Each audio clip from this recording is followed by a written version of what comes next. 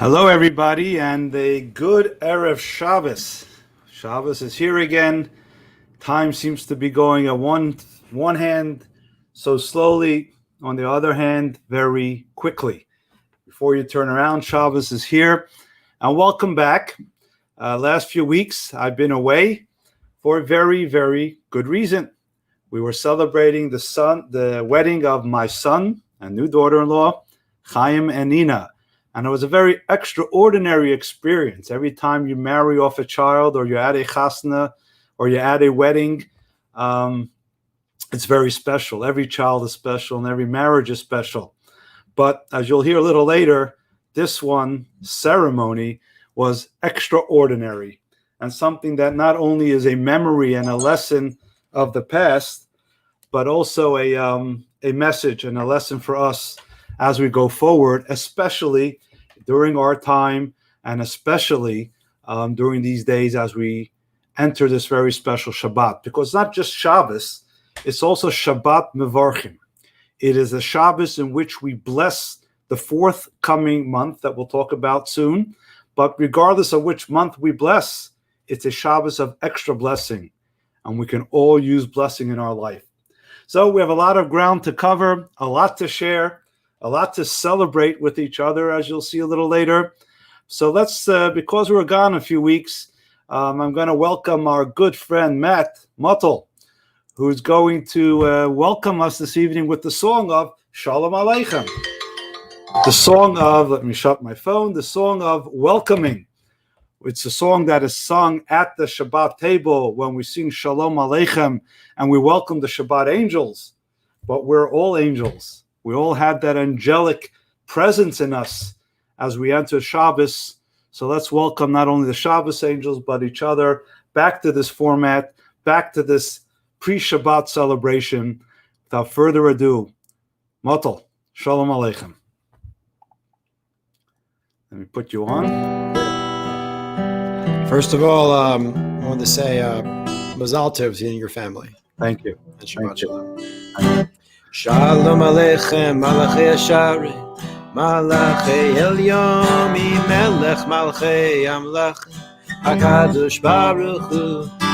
Shalom Aleichem, Malachei Hasharim, Malachei Elyon, Melech Malchei Amlach, HaKadosh Baruch Hu. Shalom Aleichem, Malachei Hasharim, Malachei Elyon,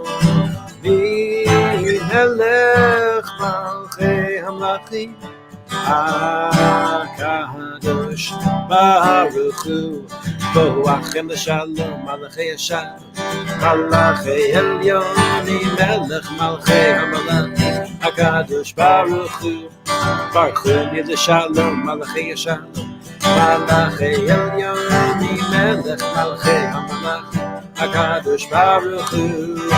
Malachem Shalom, Malachei Hashalom, Malachei Elyon, Melech Malchei Hamlachim, HaKadosh Baruch Hu.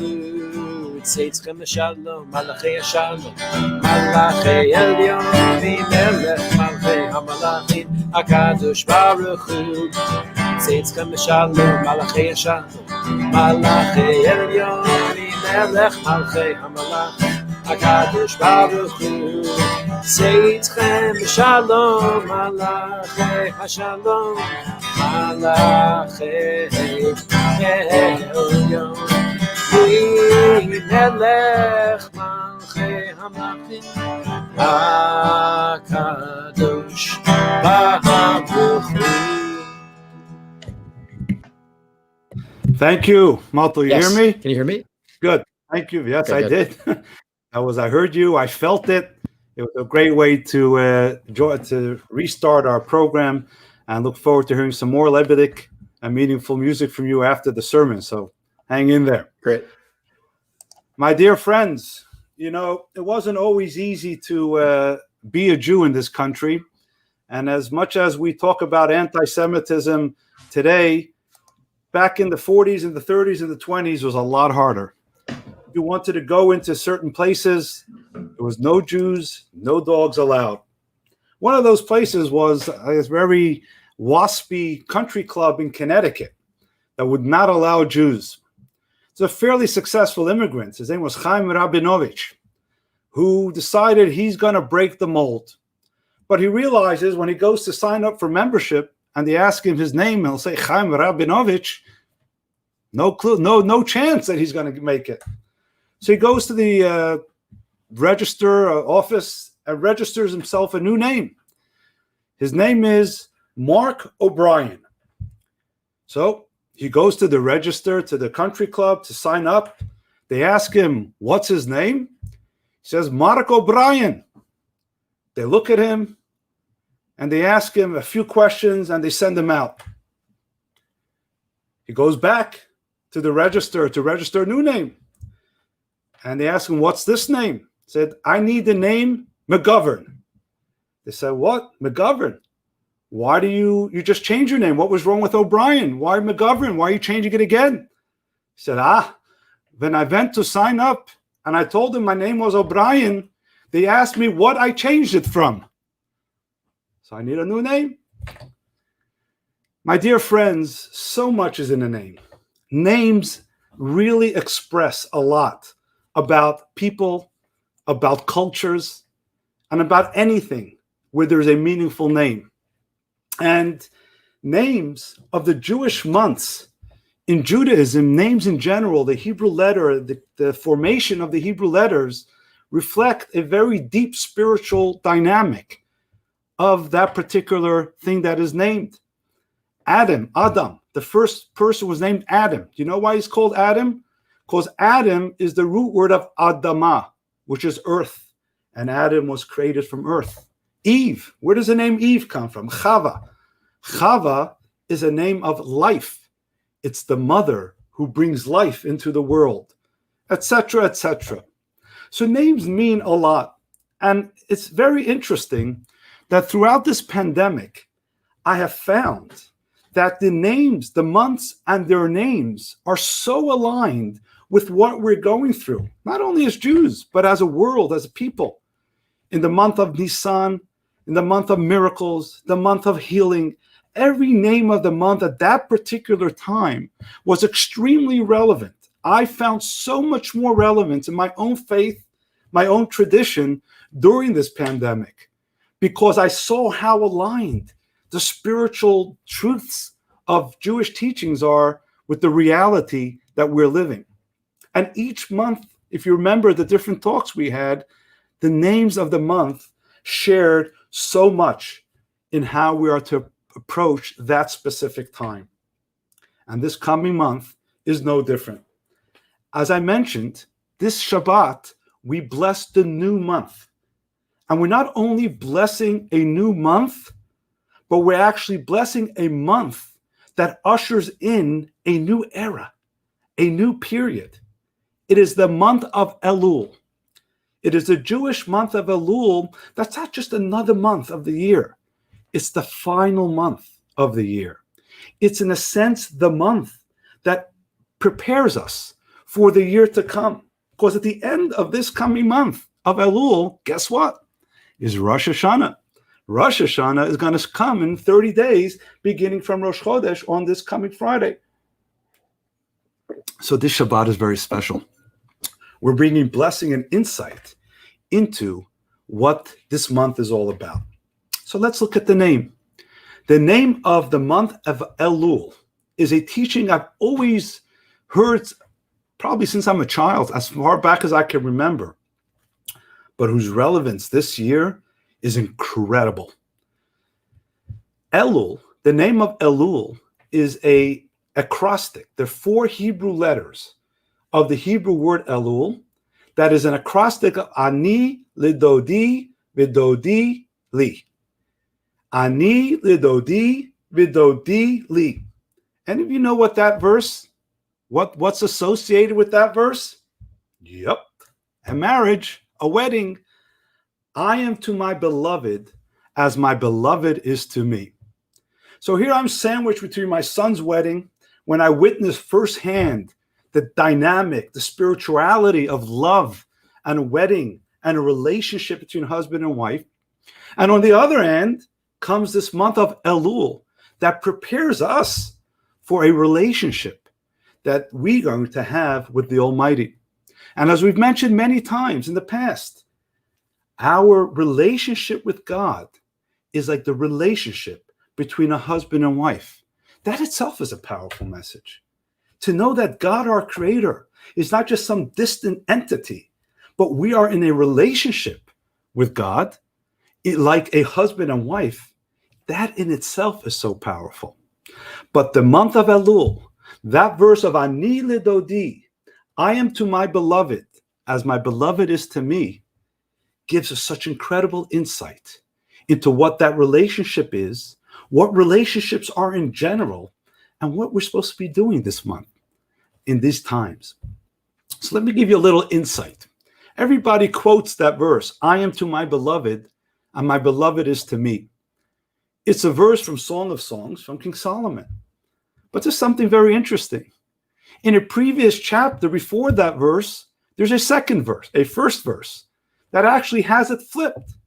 My beloved is to me, and I am to my beloved. And the Song of Songs, Shir Shirim, is a love story. And this relationship between these two people, a romantic encounter between this man and this woman, which is a metaphor for our relationship with God. And in the beginning, it teaches us that the bride, the woman says, my beloved is to me, and I'm to my beloved. And later, it reverses. I am to my beloved, and my beloved is to me. And the fact that we choose for marriage, and in Elul, the second verse, that I am to my beloved, and my beloved is to me, teaches us two very important lessons. Because in a successful relationship, or in any relationship, there could be two ways to deal with this relationship. But there's only one way to make it successful. When you're in a relationship with someone, you can say, what does this relationship do for me? Or you can say, what am I doing for this relationship? What am I putting into this relationship is more important to what I'm getting. Is this relationship about my beloved giving me my satisfaction? Or is it about me giving my beloved satisfaction? And this is what the Torah teaches us. In a healthy, meaningful, successful relationship, don't ask, what are you getting out of it? Ask, what are you putting into it? Don't ask and wait for things to happen, but think about the other. And the more you think about the other, you will see that it will bounce back and you'll be thought about more. But in a relationship where it's all about me, well, I don't have to explain how those relationships end off. But then there's another point. Ani lidodi, in a real meaningful relationship, don't wait for things to happen. If they do this, then I'll do that. Or I'm just going to let it go and let it grow organically. You must take initiative. Ani lidodi. You got to put into that. You got to make an effort. Nothing meaningful happens on its own. Nothing meaningful happens automatically. Well, I did it. I married this individual. I'm in a relationship with God. Bring it on. Make it work. You got to put an effort into that relationship. And the more ani lidodi, the more you take that initiative, the more it comes from you, the deeper and more meaningful it will become overall. And this is the very important message as we deal in this coming part of the year. Because with God, we have both relationships. There are times that God gives us more than we deserve.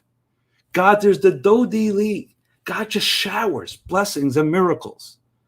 And then there are times that we are expected to take the initiative and to make things work on our own. And don't just wait for things to happen. For instance, 6 months ago, 5 months ago, we celebrated Passover. Passover, we sit at home and we celebrate the miracles of God taking us out of Egypt. Dodi Li. God took us out, did miracles for us. In 30 days plus, you and we are going to shul. Well, I hope we can make it to shul this year, but we're going to do something on Rosh Hashanah. We're not waiting for God to come to us. We need to take the initiative. We are going to make that meaningful because that's the energy of this time of year. Ani lidodi. We've experienced life. We've been blessed with life. Now we have to make the initiative to make that meaningful. Because the only way something really becomes meaningful in your life is if you input and you take the initiative to make it that way and to do it that way. You know, there's a lot of talk today in the news about the stimulus package, a new stimulus package. And it seems like the first stimulus package that the government passed on to us happened pretty quickly, relative for Washington. Because when the pandemic began, it was imperative that we help people out. We give them so that we can so the people can understand and get their bearings and be able to do things on their own. I know us as an organization. Thank God we were able to get the PPP package. It gave us a month or two to really get our bearings. And now, thank God, with all of your support, as if things continue the way they are, we are on track to be able to do what we can do. So initially, when a pandemic works, you got to shower. That happened in the month of Nisan, the month of miracle, the month when you are given things. But now there are people saying, hey, whoa. How many times are we going to keep having to give people? People have to start adapting and adjusting themselves to this new reality. Now, I'm not talking about the politics. I'm not getting involved in the politics. I'm just talking about the general conversation that what was given then may not be the healthiest thing now to always give. Now we have to start figuring it out on our own. I know as an organization, the time the pandemic hit, we were on the roll doing all these emergency and virtual programs and trying to see what does community need today, what does the community need tomorrow. We were living in the moment. That's not what we're planning now. We're spending these 3 weeks that the coming new Jewish year, there is going to be a robust program for the Jewish community, not an ad hoc, but this is our reality. Now we have to live with it. Now we have to take the initiative. When something strikes initially, you have to give. But now this is our norm. Hopefully not for too long, but this is the norm. What are we drawing from our previous 6 months of information and experience to be able to make the coming 6 months or whatever amount of time it's going to take to get back to the old norm, if we ever do that, and adjust to the new reality? This is why it's so important. It's so important to take this message of Ani Lidodi, of this month of Elul, to make us realize that we must make things happen on our own. Initially, it's good to be given things. It's good to be given stimulus. I don't even mean money. I mean even spiritual or emotional stimulus. But sooner or later, you've got to stand on your feet. And then it will be meaningful. Because in a real relationship, on a real anything in life, the more you initiate, the healthier you are, the better off you are.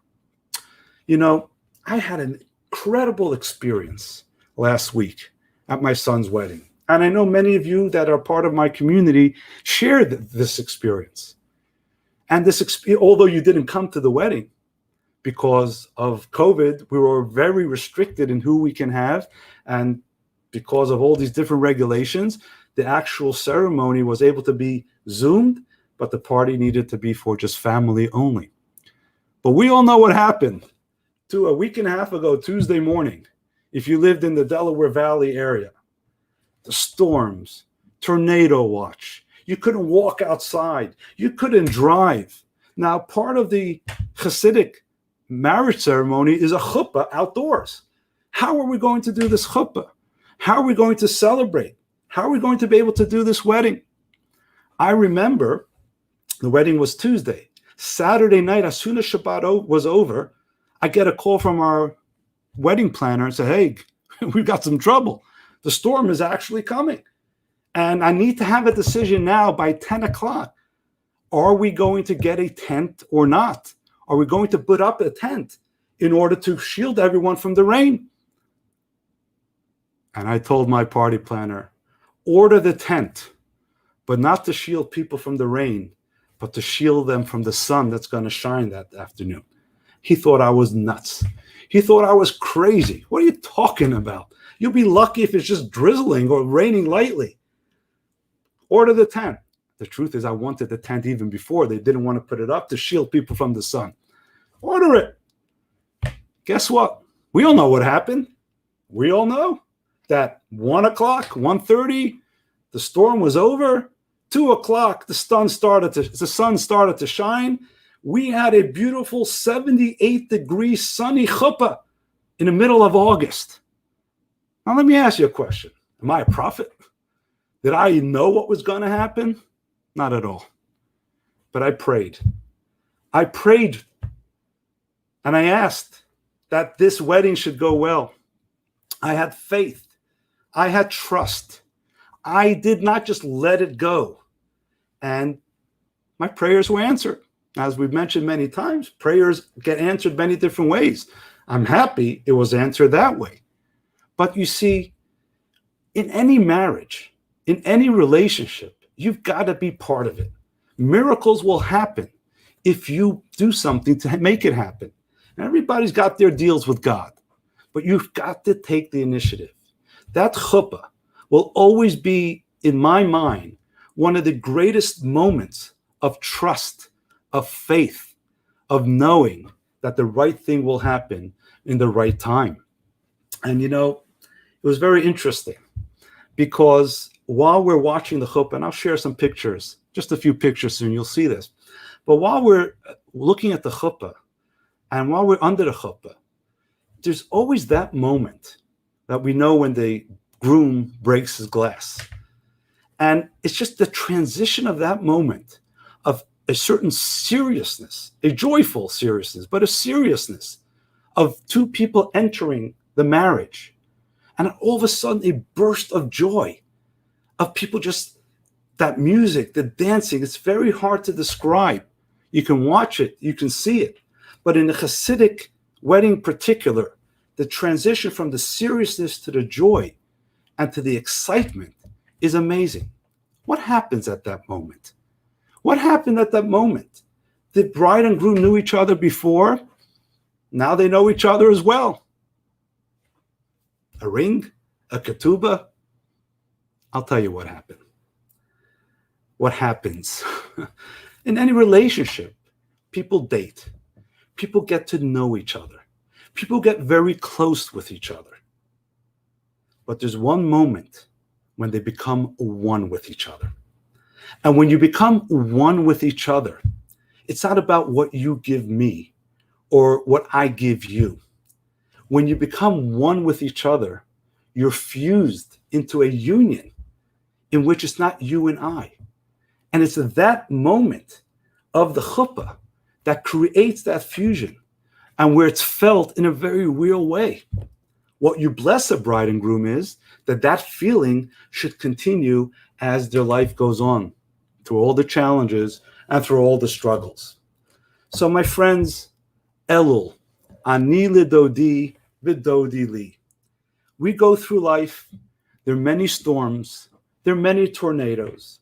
There are many anxious moments throughout, especially throughout the last 6 months. But remember, ani lidodi v'dodi li. Through the challenges and the storms and the struggle, if we put ourselves into finding that point of connection with our Creator and the meaning and purpose, if there will be the ani lidodi, I guarantee you it will be dodi li. You will feel that reciprocity from your Creator. Put yourself into it. There are times that God creates miracles, but there are times that we need to take the initiative. And I want to propose the following initiative. And it's a little story. And this is a tribute to one of the greatest Torah scholars, one of the greatest giants of Jewish teaching in our generation, Rabbi Adin Steinsaltz, who just recently passed away. And I just read a very amazing, I won't say a story, but a insight that he gave. And he says, you go into the pharmacy, you go into the drugstore, and there's different types of medication. There's what you say topical medication, things that ointments, and then there's medication that you take, that you swallow down. And many times on some of the topical ointments, it says, do not swallow. If you take this inside of you, it not only won't help you, it could kill you. And there are all these different types of warnings. And he says, just like you have in a pharmacy, where there's medication to help your body heal physically, the Torah is a medication for our soul. It gives us the elements or the chemicals or the nutrients, whatever you want to view it as, for your soul to be healthy and to heal and to be able to grow. But there's one problem. Sometimes when we take the healing powers, the spiritual healing powers of Torah, we keep it outside. We don't digest it. We're scared that if we take it too seriously, it's going to kill something in us. We're not ready to give it all up. We are ready to take what our tradition gives us, but to keep it external, to keep a little distance, not to internalize it. Then you don't really get the impact of that spiritual power and energy that the Torah and mitzvahs give you. Torah is a medicine. Torah is a trufa, as he said. It's a gift that needs to be internalized. So this is what I want to suggest to each and every one of us. This is the month of Ani Lidodi. We need to put ourselves in to get that meaning of the relationship. Choose one area of your Jewish tradition. And this is applicable to me as well as to anyone. We all create comfort zones. We all create certain distances to certain aspects of our Jewish tradition. We don't want to get too caught up in that thing. If it's Shabbat, prayer, study, charity, kosher, we'll do it, but we create a barrier. Choose one of those areas and internalize it. Digest it. Really bring it into your life. I'm not saying do it to everything, but choose one of those areas. And you will see that power and that spiritual energy will give you such tremendous meaning and purpose and direction that maybe, don't get scared, but maybe you're going to want to do it to something else in your Judaism. But Ani Lidodi, this month before we get into the new year, start with something small, but make it meaningful and internalize it. And I can guarantee you that this Shabbat will not only bless this coming week, but it will bring blessing into everything that you do. Not everything that you do this coming week, but everything that hopefully you'll do in this coming month that will set the tone for not only a happy and sweet new year, but one blessed with joy, meaning, purpose, and direction. Have a wonderful Shabbos. We're now going to invite Matel back onto our stage. And Matel is going to sing a song that talks about marriage. You know, Chadodi, we know the word Chadodi likrat kala, Penei Shabbat nikabla. Welcoming the Shabbos is like welcoming the bride. And like I say, I'm fresh right off that wedding. There's that aura, that great sensation when the bride walks into the room as she approaches the chuppah. That is not just a wedding experience. That needs to become the excitement, the energy as we enter Shabbat. So Matel is going to sing a few stanzas of Chadodi. I will then share some few 3-4 pictures from the wedding. You'll see what I was talking about sunshine. And I know so many of you wanted to join us at the wedding, but unfortunately due to timing, not only that, but I heard from many who wanted to go on Zoom that there's no power because of the storms. So we'll spend a minute or two. We'll look at the pictures. We'll sing Siman Tov and Mazel Tov, Oji Shama, and we'll continue the celebration of not only my wedding, not only of Chaim and Ina's wedding, but of a wedding that hopefully will inspire us in our own relationship with our Creator. So Matala, the Chadodi. Can you hear me? Dodi Likrat Kala Ene Shabbat Ekavela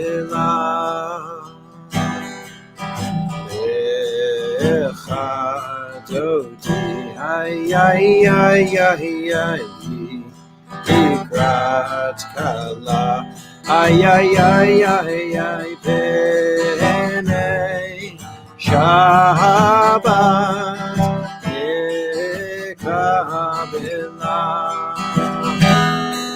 Shamo v'zacho b'dibor echad ishvi anu el hamiuchad ad Hashem echad u'shemo echad Hashem tiferet Veletila yadadai yadadai yadadai yadadai yadadai yadadai yadadai yadadai yadadai yadadai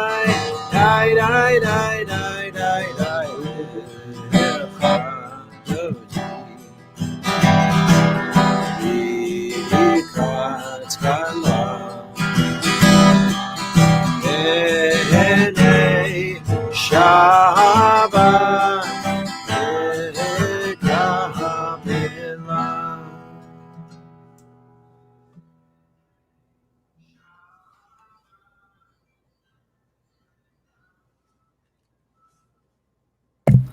You got me there? All right, Matal, thank you very much. And before we conclude with the wedding song, as I promised, we'll share 3 or 4 little pictures of the instant pictures that we've gotten. And just before you look at these pictures, remember Tuesday, August 4th, 1 o'clock p.m., what it was like outdoors. And let me share with you now our few pictures that I will, this is the chuppah. As you can tell, here's that tent that I spoke about, and the beautiful sunshine shining right onto that tent. So the people standing in the chuppah were able to be shaded. And the beautiful chuppah, by the way, very interesting that the talit in that chuppah were actually two talises. I don't know what the plural would be in English. One was from Chaim's grandfather, my father-in-law, who just recently passed away, as well as the other talis was from Nina's grandfather, who passed away recently. And as we're taught in the Jewish tradition that at the chuppah, not only the family comes, but the generations that preceded, it was very meaningful that not only were they there spiritually, but there was that tangible feeling of their presence. It was very, very special. Thanks, Vito, for that recommendation. So this was the chuppah. As you can tell, it was a beautiful, gorgeous day. Here, that joyful moment when the chas and kala, the bride and groom, leave the chuppah. That transitional moment that we spoke about. Yeah, you can tell the proud dad there on the right side. Exciting, very happy, very joyful for them. And here I share with you our little family picture. Everybody kind of trying to get that picture together, coordinating all the kids and all the parents and adults. So the photographer caught that. But that was a very special moment to have all the children and grandchildren there taking part of the celebration. And of course, the bride and groom themselves. We wish Chaim and Nina many wonderful, happy, joyful years together. And as you can tell, look at the top of the left, that sun shining through the trees, the sun that was blocked by so many clouds and stormy weather hours before. But may all storms turn into such sunshine for Chaim and Nina, for all of us, as we go through our global storm these days, and just gives us hope and trust. So that's the little taste of the wedding for those that weren't able to join or tried to join but had no power. And just to give a little bit of simcha, a little bit of joy to all of you for Shabbos. Yes, the formal celebration of a wedding concludes after 7 days, but as you can tell, I'm still celebrating. And having Elul come doesn't do anything to dampen that mood, just strengthen it. So, Matole, Oji Shama, I want everyone to leave this session with joy and happiness, not only joy and happiness for the great celebration of my family, but joy and happiness in what's going on in this world. Elul is coming. It's a serious month, but it's a joyful month. It's a month that will hopefully be a blessing for all of us in the coming year. Have a good Shabbos. Matala Oji Shama.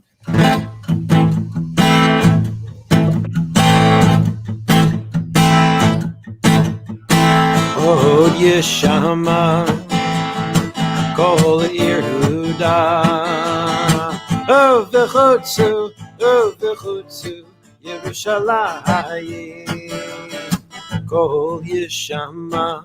Od Yeshama, O Kol Yehuda, O V'chutzu, Yerushalayim, Kol Sason V'Kol Simcha, Kol Chatan V'Kol Kala, Kol Sason V'Kol Simcha, Kol Chatan V'Kol Kala, Ay ay ay ay ay ay ay ay ay ay ay ay.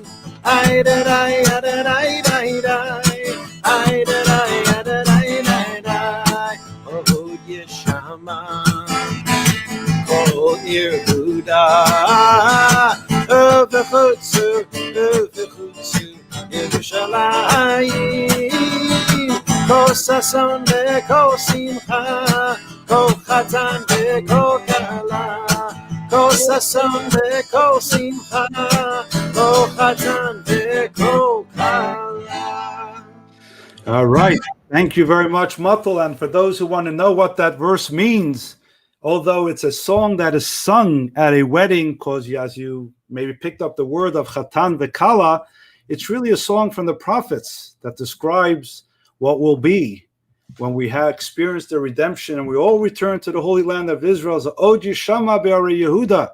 It will be heard in the hills, in the cities of Judah, and around the hills of Jerusalem, these tremendous sounds of joy and happiness. My dear friends, hopefully that will be soon, even before we know it. Have a good Shabbos, have a blessed month of Elul, and may we all continue to celebrate together. All the best.